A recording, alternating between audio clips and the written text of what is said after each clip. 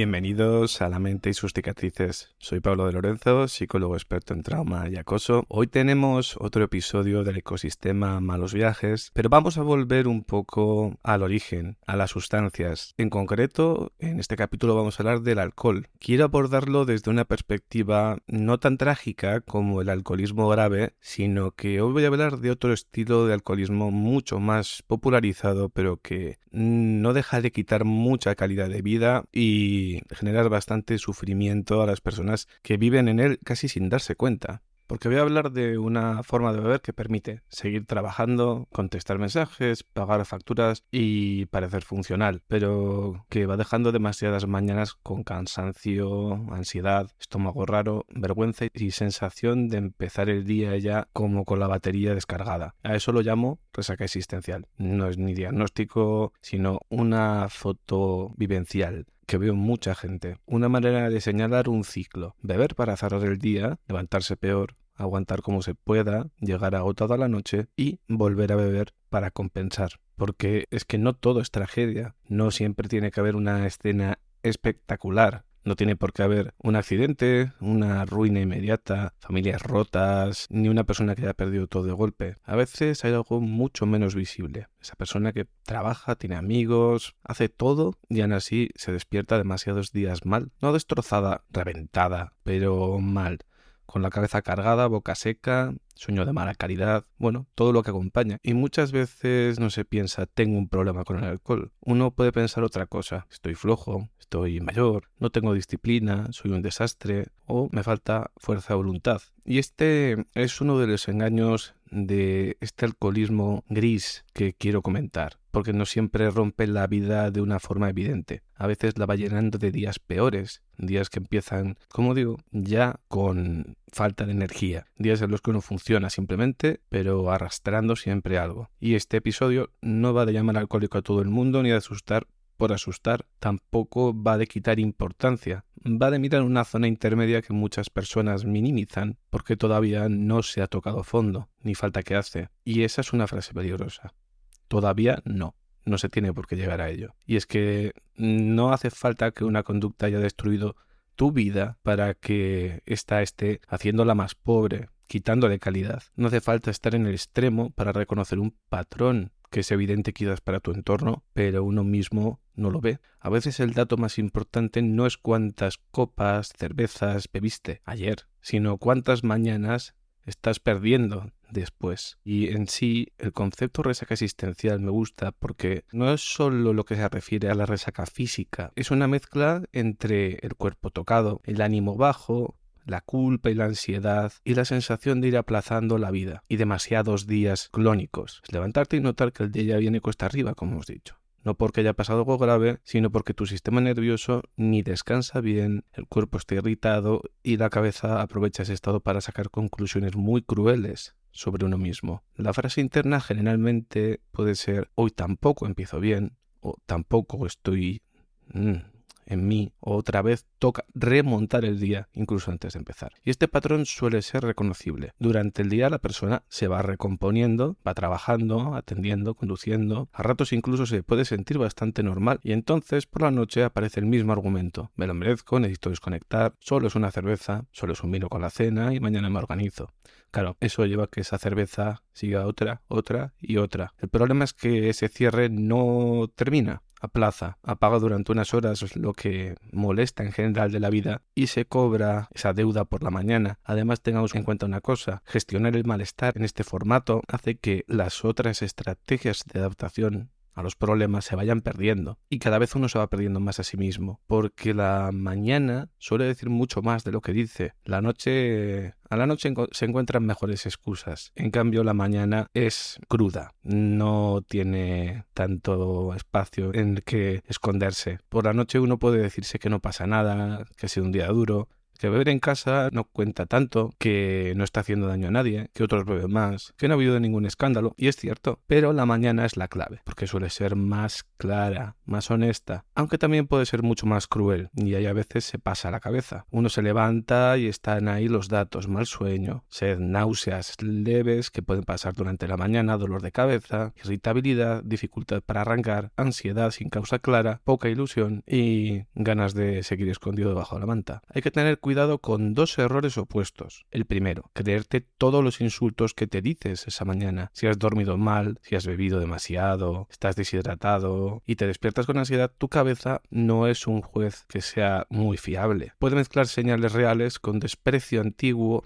traumático, con una sensación difusa de que todo va mal, y puede convertir pequeños síntomas en algo muchísimo más grande, que hace que el día empiece fatal a nivel anímico. Pero el segundo error también está ahí, que es ignorar la mañana. Si te despiertas así con frecuencia, algo está pasando. Quizá no es que seas débil, quizá es que estás dentro de un bucle que te deja peor de lo que necesitas estar. Una pregunta útil no es solo ¿he bebido mucho o poco? La pregunta útil es ¿cómo me estoy despertando últimamente? ¿Cuántas mañanas limpias tengo? ¿Cuántas mañanas empiezan con el cuerpo raro, con culpa o con necesidad de compensar? Y si esto te está pareciendo familiar, voy a contar 5 señales claras que pueden ayudarte a identificar esto en ti o en personas cercanas que creas que pueden estar pasando por este problema. Quizás sea tu pareja, tu hermano, tu hermana, algún amigo, alguna amiga. Pero bueno, voy a comentar estas 5 ideas clave que creo que son bastante importantes y reveladoras. La primera es que la persona funciona pero no está bien del todo. Esta es una señal tramposa.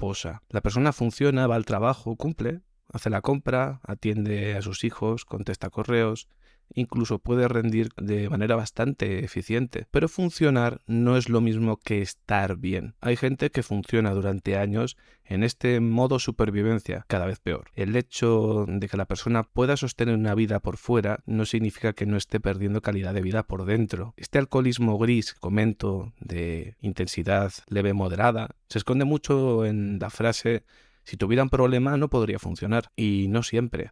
A veces uno puede funcionar y estar cada vez más lejos de una vida clara. Es más, quizás puede funcionar debido al bucle. Quizás, si no estuviese bebiendo, podría ver lo que le está haciendo mal realmente y cambiarlo. El segundo punto importante es que la noche se convierte en una compensación de todo el resto del día. Y aquí seré claro, no siempre se bebe por fiesta. Es más, para mucha gente es la minoría de las veces o incluso ninguna. Muchas veces se bebe por cierre del día, por apagado, cansancio, soledad o por no seguir sintiendo el día encima, o también para mitigar el malestar emocional. La clave suele ser ahora me toca a mí, pero conviene preguntarse qué significa eso, porque a veces ese ahora me toca a mí no devuelve placer real, ni descanso profundo, ni presencia. Solo baja el ruido emocional de ese malestar un ratito. Y si el alcohol se convierte en el principal modo de cerrar el día, la noche empieza a organizarse alrededor de él. Y entonces ya no es solo una bebida, es un regulador, como comentamos en el episodio reguladores, interruptor y dimmers. Esto sería un interruptor. Y al final se acaba convirtiendo casi en el único recurso. El tercer punto. Uno empieza a hacerse ciertas trampas con el calendario. La persona deja de mirar el mes entero y mira días sueltos. Ayer bebí, pero no hoy. Esta semana tampoco ha sido tanto, solo me he pasado algunos días, solo bebo cerveza, solo vino, solo en casa. El problema no siempre está en un día aislado, está en la proporción. Si al mirar un mes hay más mañanas arrastradas que mañanas claras, eso ya es información.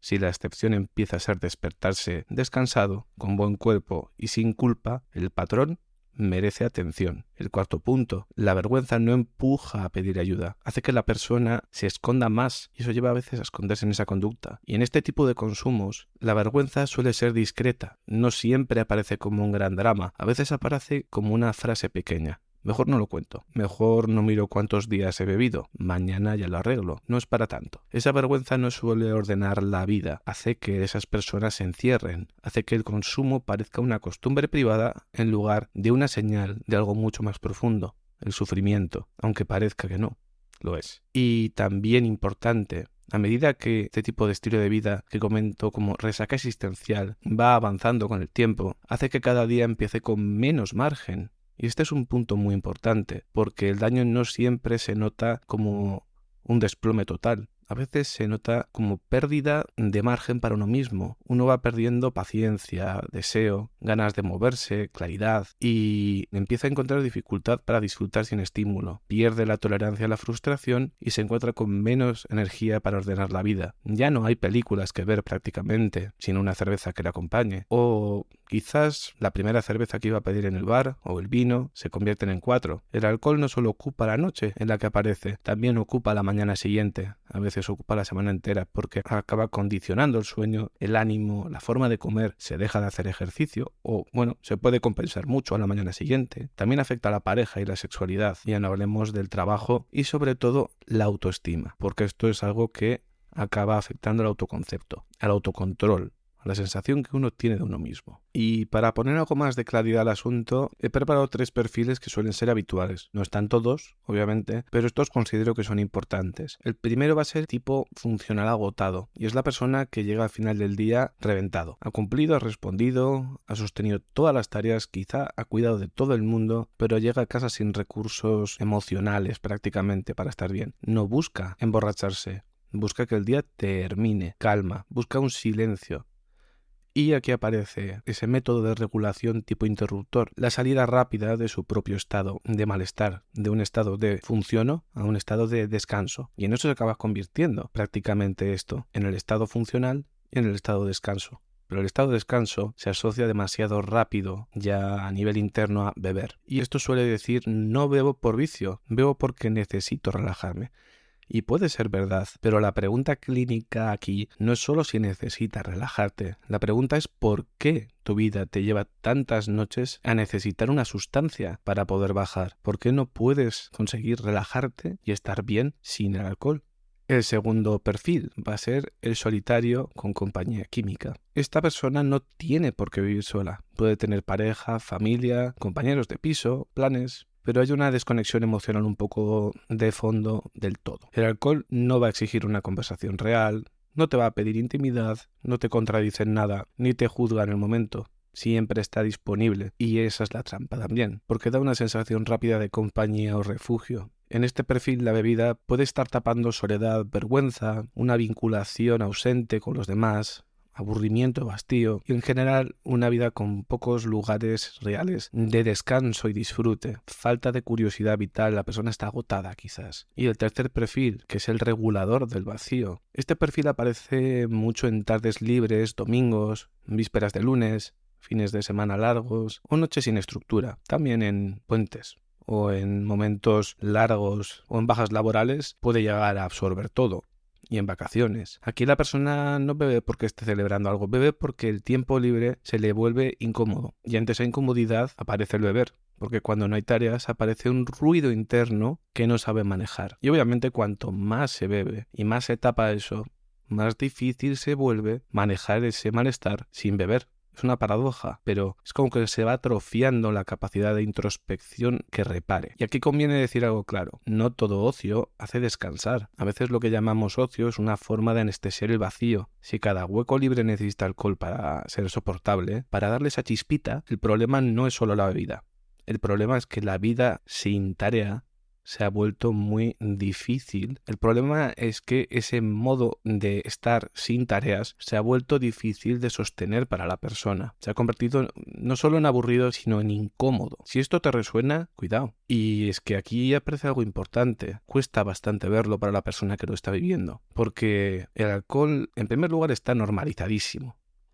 Está en comidas, cenas, bodas, celebraciones, en todo. Y cuando una sustancia está tan integrada en la cultura, cuesta verla como droga. Parece ambiente, costumbre o simplemente un atributo de la vida adulta. Otro punto de por qué cuesta verlo también es que, la persona siempre puede ver, siempre hay alguien peor. Si no bebo por la mañana, si no he perdido el trabajo, si no tengo temblores, si no conduzco borracho, si no me ha dejado mi pareja por esto, entonces no será tan grave. Pero es que aquí la comparación con alguien peor no demuestra salud, solo demuestra que hay grados, pero no te dice que no estés dentro de esos grados, estás comparando dentro de ese gradiente. La pregunta no es si estás peor que otros, la pregunta es si estás peor de lo que podrías estar sin este bucle. Otro punto para entender por qué cuesta verlo tanto.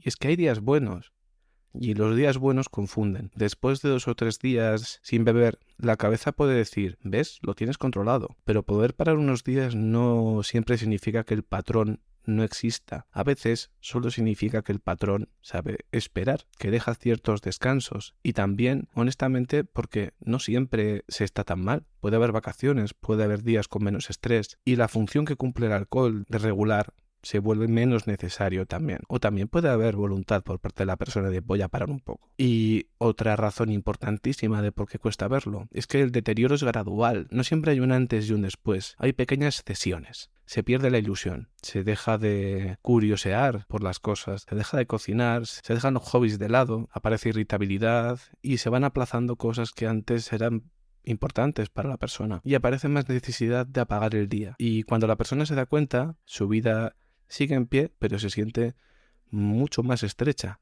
porque a veces ya hay tolerancia física y psicológica ya ni os cuento. Y una pregunta más útil que ¿soy alcohólico, no? Y es que a veces la palabra alcoholismo ayuda, porque da nombre y ordena y permite pedir ayuda, pero otras veces asusta demasiado, tanto que la persona no puede ni pensar en ello y se dedica a defenderse. Por eso puede ser útil empezar por una pregunta menos identitaria como ¿soy alcohólico?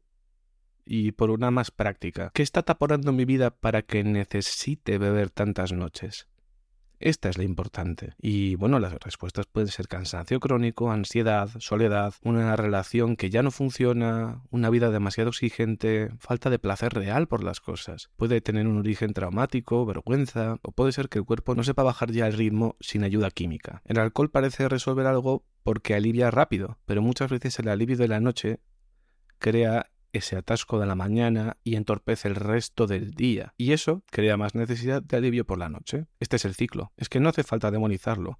Solo hace falta verlo con objetividad. Y verlo con objetividad no te obliga, si te pasa, a dejar de beber hoy mismo ni mañana. Solo a plantear que igual no es el alcohol en sí el problema, sino otras cosas. Pero el alcohol también es la consecuencia y parte del problema, porque se retroalimenta. Y aquí quiero comentar 4 maniobras para romper ese automatismo. La primera, no decidas beber en el peor estado del día. Mucha gente decide beber justo cuando tiene menos capacidad de decidir, al llegar a casa con hambre, cansancio, irritabilidad, sueño y tensión corporal, y el día todavía encima no ha hecho ninguna descompresión. Entonces, antes de decidir, cambia el estado del cuerpo, come algo simple, bebe agua, pégate una ducha, sal 10 minutos, pasea al perro si tienes, o acaricia al gato, o bueno, mírate un vídeo de YouTube, ponte ropa cómoda, respira un poco y después decides, aunque les hayas comprado ya las cervezas, el vino o lo que sea. Esto obviamente no es una solución mágica, pero es una forma de no dejar que el alcohol sea llevado y arrastrado por el peor momento del día y que ese momento del día tome la decisión por ti. Es decir, evitar que el momento más estresante del día tome la decisión sin que tú realmente estés queriendo tomarla. En la segunda maniobra, retrasar la primera bebida. Y no siempre hace falta empezar con una gran promesa. A veces el primer paso simplemente es retrasar. Si vas a beber, pues no bebas todavía. Espera 20 o 30 minutos. Durante ese tiempo, haz algo incompatible. Un paseo corto, una ducha, una cena, una llamada.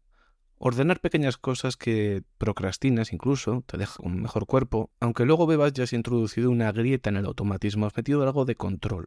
Y el impulso aprende que no siempre manda en la primera iteración, en el primer intento. A medida que puedes ir metiendo esa estaca y separando el automatismo, puedes empezar a autocontrolarte. La tercera maniobra, diseña noches sin alcohol antes de estar cansado. Es decir, no improvises. Una noche limpia, a las 9:30, muerto de hambre y sin plan, es un caldo de cultivo perfecto para que acabes bebiendo. Muchas veces por logística, porque otro plan es difícil de crear, por rutina. El alcohol es disponible, es rápido y alivia. Si quieres noches sin alcohol, diseñalas antes. ¿Qué vas a cenar? ¿Qué vas a beber? ¿Qué vas a ver?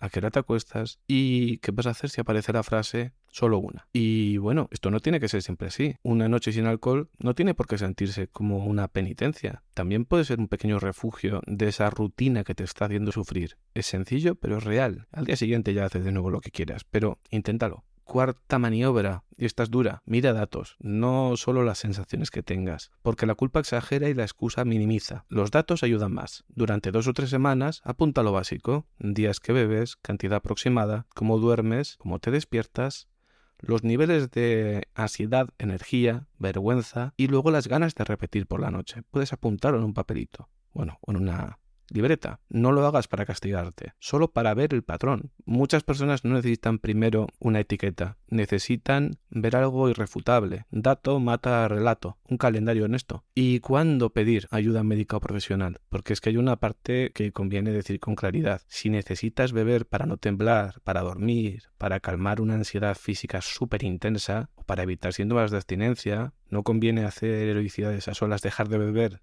con un alcoholismo fuerte te puede matar, puede ser muy complicado. En algunos casos es que retirarlo sin supervisión médica es peligrosísimo. Y aquí hay que hablar con médico, atención primaria, psiquiatría o un equipo especializado o un recurso sanitario que te corresponda. Y aunque no haya dependencia física clara, pedir ayuda también puede tener sentido. Psicoterapia, grupos de apoyo o un médico de cabecera, incluso un amigo de confianza que de verdad sepas que se preocupa por ti, no el compañero de cervezas, que también puede verlo, pero si está en el mismo bucle complica las cosas. No hace falta esperar a que la vida se vaya a tomar por saco. A veces cuando uno nota que algo está pasando ya es suficiente señal. Y también no te conviertas en un saco de boxeo de tu propia mente por las mañanas, pero escucha un poco el fondo de lo que quiere decir. Porque las mañanas con resaca suelen ser súper injustas. La cabeza te dice que eres débil, sucio, incapaz, que no tienes arreglo. No le des todo el micrófono a esa voz interna, porque viene mezclada de sueño malo, del alcohol, de la inflamación, de la deshidratación, de la ansiedad y de la vergüenza al final de ver que se repite cuando el día anterior dijiste que no iba a volver a pasar. Pero tampoco tapes esa mañana con café o psicofármacos, prisa y otra promesa vaga que se va a volver a incumplir. Escúchala como dato. Si muchas mañanas empiezan igual, el problema no es solo esa mañana, es el patrón que la produce. Una pregunta simple puede abrir bastante. ¿Qué tendría que cambiar para que mis mañanas no fueran un lugar que me aterran? Es una pregunta simple. Y ya para ir cerrando, quiero comentar que la resaca existencial no siempre se ve desde afuera. Puede vivir detrás de una persona súper competente. Alguien que trabaja, saluda por las mañanas, responde, sostiene una vida. Pero por dentro se va llenando de sensaciones de aplazamiento. Deja de vivir. Empieza con hoy no, mañana empiezo. Después de este mes, cuando esté menos cansado, cuando pase esta etapa. Esa etapa al final acaba durando mucho. El problema no es que el bucle no suele romperse esperando el día perfecto. Se rompe con actos concretos, como hemos dicho. Mirar el calendario real, observar las mañanas, no decidir en el peor momento del día, retrasar la primera bebida y diseñar cierres alternativos. Y por supuesto, pedir ayuda cuando toca. Puede ser totalmente anónimo, nadie tiene por qué enterarse. Y no hace falta que el alcohol haya destruido tu vida para que merezca ser revisado. No hace falta que el daño sea espectacular para que sea daño. A veces basta con reconocer que uno está perdiendo claridad, descanso, ilusión, presencia, por un patrón que ya no compensa. Y si algo de esto te ha sonado, no uses este episodio como un látigo para fustigarte. Úsalo como mapa, porque es que quizás no estás roto, estás reventado y cansado, te sientes solo, estás intentando regularte con algo que al principio te ayudaba y ahora empieza a ocupar demasiado sitio. Quizás el siguiente paso no es castigarte, quizás el siguiente paso es dejar de mentirte sutilmente. Mirar el patrón ya es una forma de recuperar margen. No te machaques, pero tampoco ignores las señales. Y hasta aquí llega este pequeño episodio. Recordad que toda esta serie de Ecosistema Malos Viajes viene por el libro Los malos viajes, los infiernos de la química, disponible en Amazon en formato tapa blanda, Kindle. Echadle un ojo que puede ser interesante. Recordad también que tenéis el correo electrónico lamentisuscicatrices@gmail para cualquier duda o curiosidad. Muchas gracias por escuchar, por estar ahí y nos vemos en el próximo episodio.